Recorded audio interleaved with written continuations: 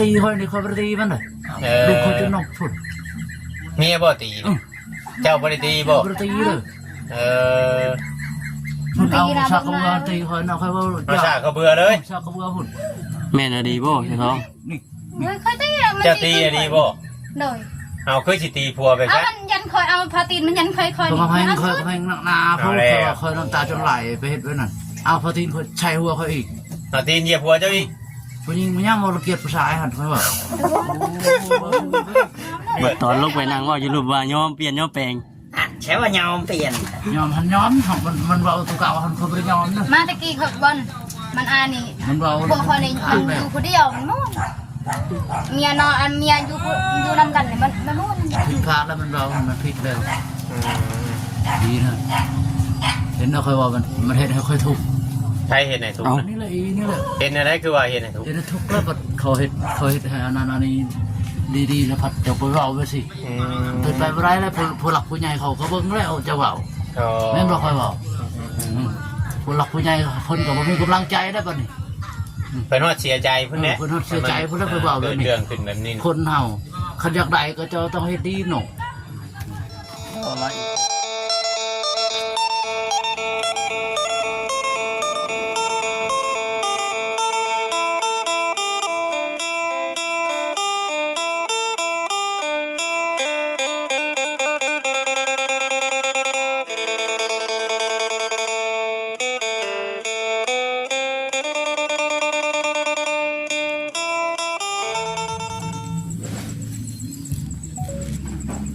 ถามเจ้าทองบ่ประชาชนครับเอาบัดนี้บัดนี้สิถามเมียผู้เป็นเมียหรือบัดนี้ผู้เป็นผัวที่ว่าเขาถามพ่อนั่นเนาะนั่นแหละผู้เป็นผัวนี่มันเห็นว่าอยู่ร่วมกัน2คนแล้วมันเป็นแบบใดแบบหนึ่งนะพี่น้องเนาะแม่บ่มาเฮากำลังสิย่องได้ขี่พื้นขี่ไผ่มันหยังก็ลงอยู่ข้างล่างเป็ดไก่แล้วก็มันหยังก็ชื่อไว้เลยเนาะชื่อไว้เรียกพี่น้องชื่อเงินนี่เขาจักชื่อเป็ดชื่อไก่นี่เขาอันนี้เบิดเงินน่ะให้กันบ่ย่านว่าเบิดเงินน่ะให้คือว่าเป็นน้ำอีโดเขาเจ้าบ่พี่น้องเนาะเป็นน้ำอีโดแบบว่าเว้าได้บ่ช้ากันแน่มาสอนใจให้เฮาฟังผู้เฮาบ่เคยได้ยินบัดเนาะสนิทเคยอันนั้นเนาะแม่นเขาเสียเขาเว้าแบบบ้านเขาอ่ะนะคันว่าพิษกันตลอดน่ะเขาก็จะอยู่นำกันมันอยู่นำกันบ่ได้หรอกเนาะแม่นคือเฮาเนาะป้อนข้าวลูกบ่เรายังป้อนข้าวลูกเลยอยู่หลักเมียเป็นเดือนดิฉันให้แต่ว่าโอ้ยผิดเถียงกันช่องมามันห้อนอยู่ทึ่งนะนั่งลงพี่ละใช่แล้วบ้านข้าวลูกป้าชาขึ้นเท่ากับขึ้นโน้ให้จุกข่อยมือวิทย์ก้อนเห็นว่ากันเลยยังนะนี่ซีกินนี่บายดีบายดีนั่งนี่มานั่งอยู่ห่มนี่ได้มานั่งป้อนอยู่พี่ไหมเอาไปป้อนอยู่ห่มให้ป้อนข้าวตากเล็กจะบ่แดดป่ะมาลงตุบตุ้ยบ้านนี่โชว์พี่โชว์พี่น้องเนาะฮะไงเนี่ยมาถามผู้เป็นเมียเพื่อนอย่าให้กันไหมเฮ้ยจะหายกันเป็นผัวเมียกันคิดเห็นตอนลำบากเลยไหมเนาะ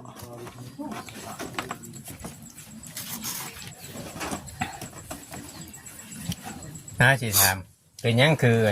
ตีผัวมันเอาพามือตีเคยนอนทางนี้มันเอาอันสปาตีนใส่เพิ่มเราชูนนะชื่อประจักษ์ยันว่าหยอกกันชื่อเราแบบว่าเราสกิดประจักษ์เฮ้ยมาทางนี้แน่ประจักษ์เขาหยอกทำไมหยอกทำไมมันแบบนั้นเขาว่าไม่เนี่ยมันเขาว่าเจ้านายนี่เนาะเจ้าเมื่อในบ้านพ่อบ้านแม่บ้านพ่อจะอยู่ใช้เขาไม่พ่อแม่จะอยู่ใช้แม่ว่าไม่มีมันพ่อแม่กับบ่มีคือจะให้เมื่อเขาให้เมื่อคนให้เมื่อลังนั้นเมื่อลังนั้นเงินนำพี่น้องน้องเจ้าบ่พี่น้องทั้งแม่น้องทั้งแม่เอ้าเรือนชานกันพออยู่ชำนี่มีอยู่ชำนี่คือจะให้กันเขาให้เขาเล่นผู้บ่าวแต่ผู้บ่าวนอนทางนี้บ่าวนอนอะไรชิบ่าวนอนดีบ่ใช่ไม่นอนมันลายตาบอกเขาไปชิ้นเงาไปขาอันก้อน พื่อนนะว่ามึงอะไรมึงดูว่าได้ค่ะ เจ้าสิกลับลูกได้จ้ะ ลูกกับ ลูกกับ เอา นึง ตัวนี้ ฮะ ก็เอาตัวนี้ ตัวน้อยนี่เจ้าเอา เลย ตัวใหญ่ให้พ่อ เลย ปันกัน เลย ช่างว่าแท้บ่อีบาบลูกบ่ฮะ คือกันทั้งแต่ว่าเราไล่นี่ตลอดอันนี้เขาก็ดีนะอันมันดูดีด้วยมันไล่ตลอดเพื่อนพี่น้องคนนั้นไล่แล้วนะ ชงสิหักแพงกันแท้ เขาได้หักแพงด้วยหักใจได้ด้วย แต่ก่อนได้จ้ะ แต่ก่อนคือกันนั่นแหละดูนากันคือกัน แสดงว่าฝืนอยู่น้ำกันซื่อๆเนาะ อยู่น้ำกันซื่อ อยู่ ๆ ด้วยกันซื่อ เนาะอันนั้นบอกเขาสิเมื่อแล้วพุ่นนำอายพุ่นอายพออยู่มันคอยนี่เขามาเนี่ยมันเขาบอกอันนั้นเราพออยู่ก็ อ้ายเจะมานำให้มื้อ บอกเราอายทางแม่ป่า ดูเอ้ยลูกน้อง เลย เพิ่นว่าบอกเจ้า มันบอกเขาแล้วอยู่ก็ตาย เพิ่นอยู่แต่มันตายแล้ว เลย เออ เอ้า นี่คือ เดี๋ยวสิไป ฟัง ไป จาก ขา ปา กั ก น ผู้เป็นเมียพี่น้องเนาะ ขากันง่ายไปนั่นเนาะ ๆถ้าอยู่ขากันง่ายกันได้แท้ เพื่อนเนี่ยแบบอายดีดให้มันเคยอยู่ในใต้บัวใดก็ยากเคยอยู่ในใต้กันนะเคยอยู่ไม่ได้ เราคือบอกว่าเรายอมเปลี่ยนยอมแปลงยอมมาทุกอย่างเราอะ เราก็ยอมได้เดี๋ยวบอกแต่ปากกันแล้ว ยอม เรากินยาม่าบ่ จะกินนี่กินอันนี้ไม่ได้กินเหล้าแล้วเมา เราเมาเหล้าชื่อบ่ โดย บ่ได้แม่นเมายาม่าบ่ บอก เมาเหล้า เลย อืม มันเราผู้บ่าวจับหลัง เมาเหล้าก็มีบ่ใช่มีบ่บอกแบบนี้ก็บอกว่า เนาะ เขาก็บ่เคยเห็นนะพี่น้องไง เจ้าลีรีบบ่าวนะ บอกนะยอมเลยเคยตายนะคนอาพาตีนรถใส่พวงหันแล้ว เอาบัตรที่ว่าเราว่าชาวบ้านเพิ่นชาได้แม่นดีบ่ คนสาแต่ว่ามันอย่างนี้สัมบูนี่หูนี่เขานิ่ม เออ เขาปากเองเขาบอก แม่นโมเมนต์ว่าเรา เขาเว้าบ่ชาวบ้านเขาเว้าดีบ่บ่มีใครเว้าบ่ ไปถามลูกคุณพี่น้องคนเนี่ย อืม ถามลูกคุณในป่าคนถามรถ อืม จะไปส่งทำอยู่ในป่าคนได้ บ่ ไปนะ โอ้ เราทำเราบอกทำจะดูทำจะตาย ใครเว้าน่ะ พวกมันอันนี้ตายตักน้ำอันนี้พอดีเลยมันจะขาคนเลยเขาไปนอนมือ แต่นอนใช้ตอนคืนใช่ นอนนี่มันทางนี้เขาทางนี้ มือนอนน้ำกันมือนอนน้ำกันที่ นอ บ้าน น ใกล้กันน่ะชื่อ ใกล้ เนาะ กันเมียนอนอยู่ข้างนี้ผัวนอนอยู่ข้างนี้ ร้อนนะ ระวังเด้อเดี๋ยวพาเราอยู่อันเจ้า พานั่นแหละสิกันเขาไปนอนมือ แข็งนอนไกลกันอยู่ โอ้ยเนาะ เป็นแบบนี้ตลอดบ่ ร้อนมันคืออะไรมันเถอะมันเถอะไปไปมันเถอะไปคนเดียวมันจะไปซีโอ้เรา บอก เรา คำไปผู้เดียวนะ ทำไปเพื่อน ไปเข้าห้องน้ำก็เราไปนำบ่แต่เก่า ตะกี้น่ะ คู่มือนี่แหละ บอกนะ ไม่ได้ไปบ่เจ้าไปผู้เดียว คอยอดเอา เนาะ เอ้า ว้าย อดเอาท เป็นหยังคืออด ำยันบอก โอ้ยันว่าเราว่าไปหาผู้ว่าวก็เลยอด เดี๋ยว ไม่ใช่อดไล่บ่ครับมันปวดแหงปวดท้อง ไปขี่ก็อดไปเที่ยวก็อด มันไปขี่เขาเดี๋ยวไปขี่กัน ต้องไปนำกัน ไปตักน้ำกับไปนำกันเมนบ่จังไปนำกันกินนี่ ไปตักน้ำมันกิน อืมไปตักน้ำกับไปนำกันเราห่วงเจ้าไปจักบ่ เราห่วงเขาจ้ะ เจ้างามเฮ้ยเนาะเราก็ห่วงเลย คนต่อมันห่วงกันนี่แล้วโอ้ย ความหักกำลังมาแห้งกันแม่นความหักบางหูบางตา มันโมแมนว่าพิษกัน มันโมยพิษกันอันนี้ความหักกำลังมาแห้ง ความหึงหวงเนาะ เออ ห่วงกันซื้อ เจ้ากำลังหักแห้งกันแห้งได้เดี๋ยวนี้นะโมเมนว่าจะ จะว่าเจ้ามีแนวพิรุษบ่จักเฮ็ดแต่งตนแต่งโตบ่จัก แน่บัดใดปล่อยลอยหัวเนาะก็คือห่วงที่คน เขาไปแต่งตัวบุเคยแต่เคยเอาพัวบุเคย เราคือสิห่วงซะ เอาห่วงเรากินเรากินเราห่วง เอ้าแค่บ่กินเนี่ยบ่ห่วงเลย ทำกินเหล้าแล้วห่วงรถ มันโมเมน ชื่อมาให้เราจัก2โป้นี่บ่จ้อยเราสิห่วงบ่ทำมาแม่นอดีข่อยสิทดสอบเบิ่ง สอนมันบ้างอ่ะ ลองบอกว่า อันนี้นั่นเราน่ะทางเราน่ะยอมเปลี่ยนยอมแปลงแต่ว่าเจ้านั่นสิยอมบ่ ๆยอม เคย บ่ เคยยอม ยอมบ่ เลย ให้หักแพงกันคือเก่า กันที่เก่า บ่ให้เว้ากัน เอาวันนี้คน ให้ สิ อยู่ ถาม นำกัน อันแม่นอะดีไหมอันผัวจะตีตัวนั้นน่ะเป็นหยังคือว่าตี มัน ตีว่าตายคืนน่ะ มันตีว่ามันผู้บ้าผู้เราผู้บ่าวนอนนั่ง บ่นอนนำเจ้า นอนอดีบ่ บ่ แม่นอดีบ่เจ้าปืดให้เราเบิ่ง บ่เขาไปพูดเด้อ นะ บ่ เอาว่าเราคือเว่าในนั้น เราคือเว้าใช่ พามือใส่รถมา ซา สิ เรานั่น กระแสเราแบบนั้น เลย เปิดให้เบิ่งชื่อคือตีจนตายคืนเนาะ เราว่าเราเปิดเจ้าเปิดให้เราเบิ้งหรอวะ บ่ ไปหลัดงัวอะไรก็เปิดให้เราเบิ้ง คอยไปได้แบบนี้ ว่านี่ผู้เบา อยู่นานคอยไปเรียนผู้บ้าวนานผู้บ้าอันนั้นเราคอยอยู่บ่ได้ยันตาย เรียนตาย อยู่กันเป็นโดนมานมีแต่ ลูกกับสองคนน่ะเนาะ ว่าหาดินเรื่องดินผู้เบา แม่ เนาะ ลูกกับสองคนเนี่ยมันบ่แม่นว่าหาก็เอากันใหม่ๆนะพี่น้องแบบว่าทางไลน์ก็มีแต่หักแพงกันอยู่นำกันแหละมีอะไรมันสิจบสิงามเนาะมีอะไรมันสิพากันเฮ็ดกันสร้างพากันหาเลี้ยงลูกเลี้ยงเต้าเนาะ แม่นผู้รักผู้ใหญ่เพิ่นกำลังเบิ่งกำลังพิจารณาเบิ่งว่าเพิ่นสิช่วยหยังเพิ่มเติมทางครอบครัวชุมเจ้าบัดนี้ในเรื่องมันเกิดอีกแบบนี้ก็เพิ่นก็สิพิจารณาเบิ่งใหม่อีก แม่น ตามที่ว่าเวียงเบิ่งได้ แม่นอะไร เพราะว่าตอนนี้มันยังบ่แน่บ่นอนสำหรับครอบครัวชุมเจ้า ยังบ่นิ่งเนาะ มันยังบ่นิ่งว่าง่ายๆซะ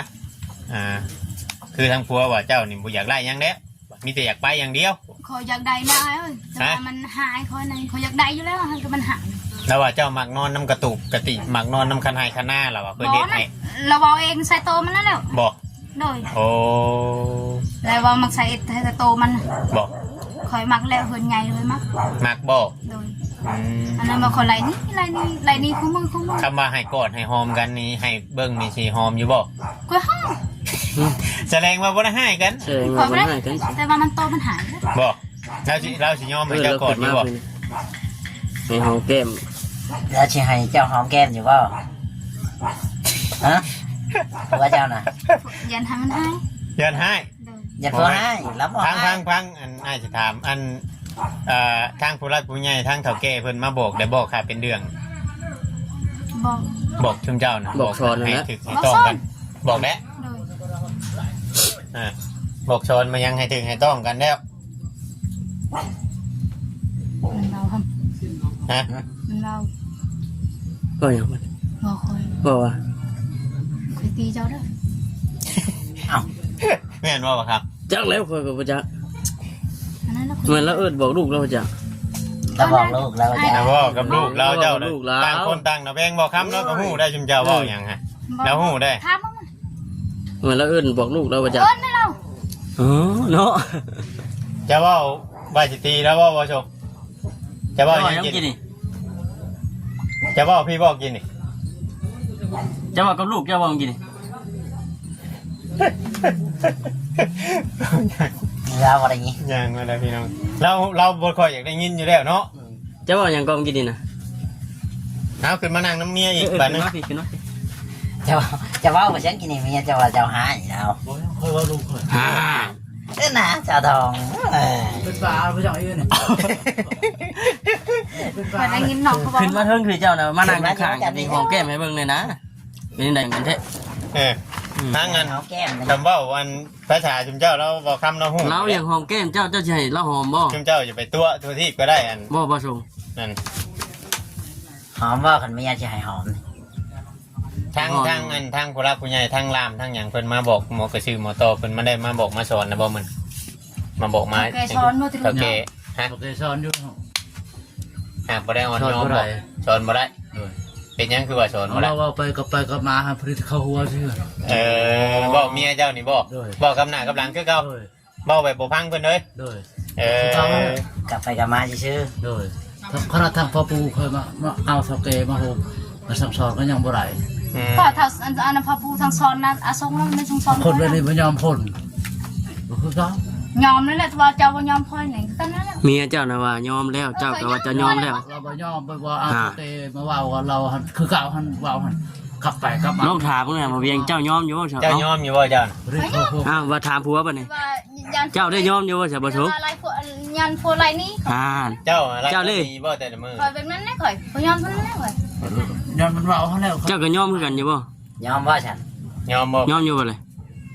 โอ้ยคอยว่าเขาเนี่ยมันว่าเนี่ยมาถึงแล้วเขาไปยอมแล้วเลย ฮะ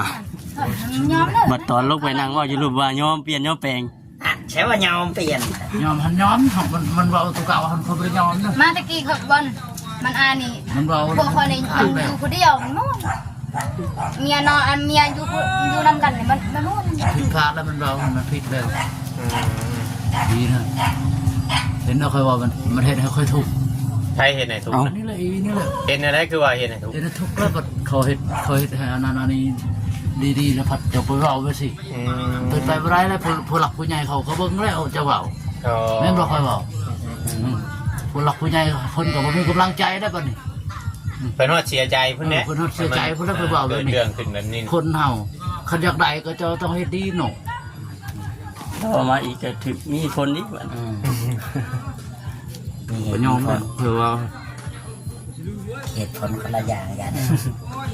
เป็นอะไรเฉาทองคือว่าจะ อยากได้ค่อยให้มันนี่ จังอ เนาะ ยากมือฮะ แต่ว่าซื่อๆ เป็นอะไร ต้ จั อง งอยาก บอ มื ก อ มาให้นี้เลยไปนี่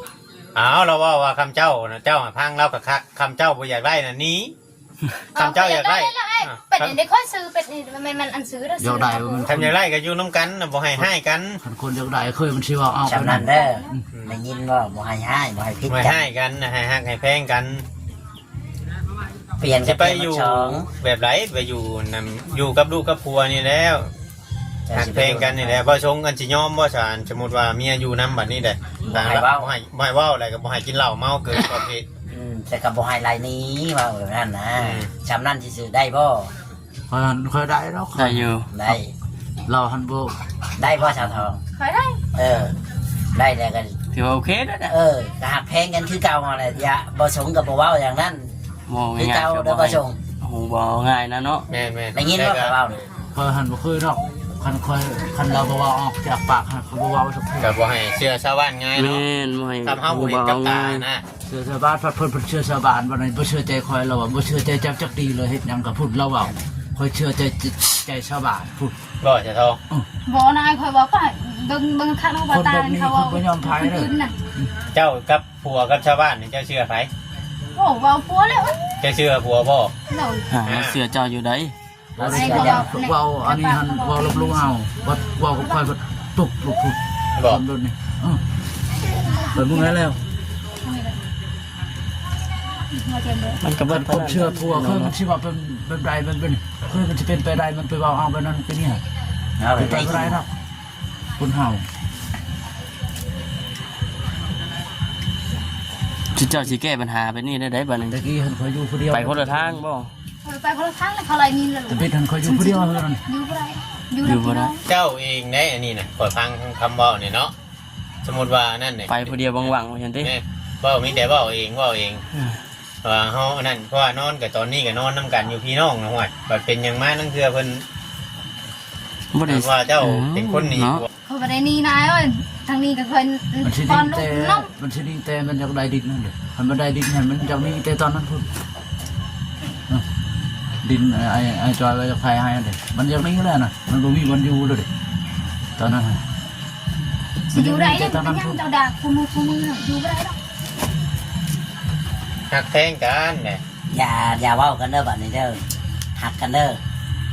ขออยากได้หมดเดี๋ยวนั้นอยากได้ครับมันไม่อยากได้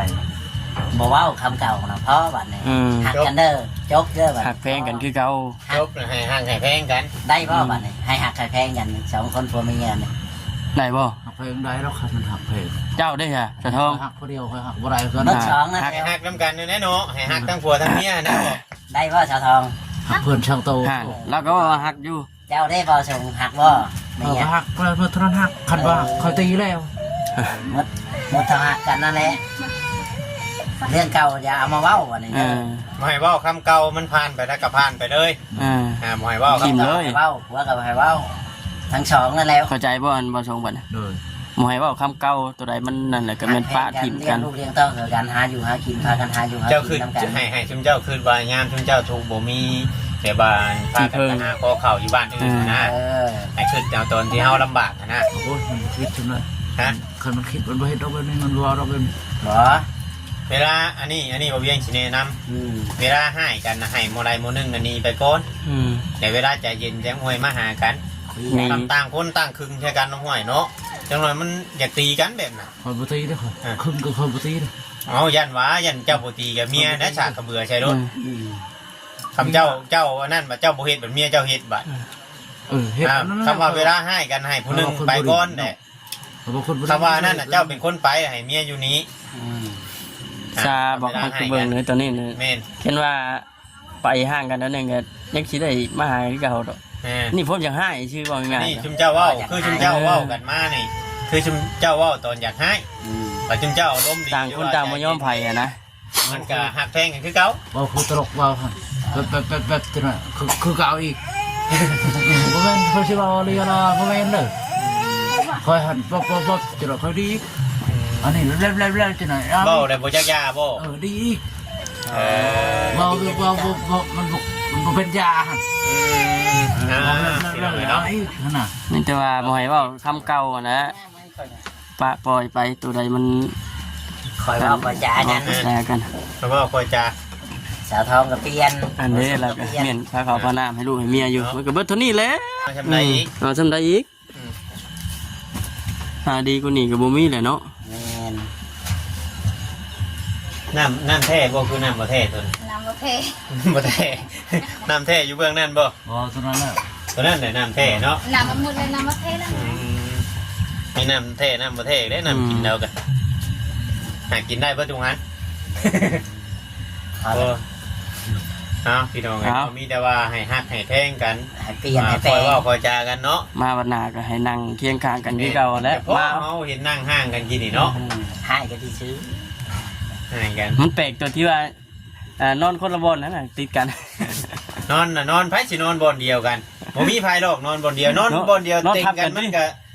กันอันนี้ก็แต่งคือกันละเอ้ยอันนี้ก็ไอ้ส่งอันนี้ก็คอยนี่แต่งคือกันแล้วมันบ่เต็งมันนอนคนละพอกอยู่คำนอนเต็งมันก็ต้องขึ้นกันแหละมันก็ที่แตกกันเนาะคนเนาะโอ้ยขึ้นเขาว่าอันนั้นเขาเห็นว่าขึ้นนะเอ้านอนน้ำกันอยู่เนาะอยากให้นอนเต็งกันตลอดเพราะมันก็หายใจผืดแล้วเบิดคืนมันตัดกันบ่ขาดดอกแน่นมีแต่ปรับความเข้าใจกันเราชมกับเพียนว่ะอย่าไปว่าเนี่ยมีสู้มีแพ้อย่าสูบไปยืมของเขาแล้วนี่อย่าสูบไม่อยากกับเพียนพี่น้องเนาะบ่เจอช่างโทนบอกแม่เอาเปลี่ยนได้นะว่าสองคนป่ะจะพี่น้องคลิปนี้ก็คือจะจบคลิปก่อนพี่น้องเนาะพิจารณาเบิ่งน้ำกันพี่น้องเนาะตัวใดมันคิดตัวใดมันแม่นก็พิจารณาพังช่วยกันคำใดมันโบสุภาพคำใดมันโบครับคนเองก็ขอโทษขออภัยหลายๆพี่น้องเนาะอยู่ดีไม่แห้งสบายดี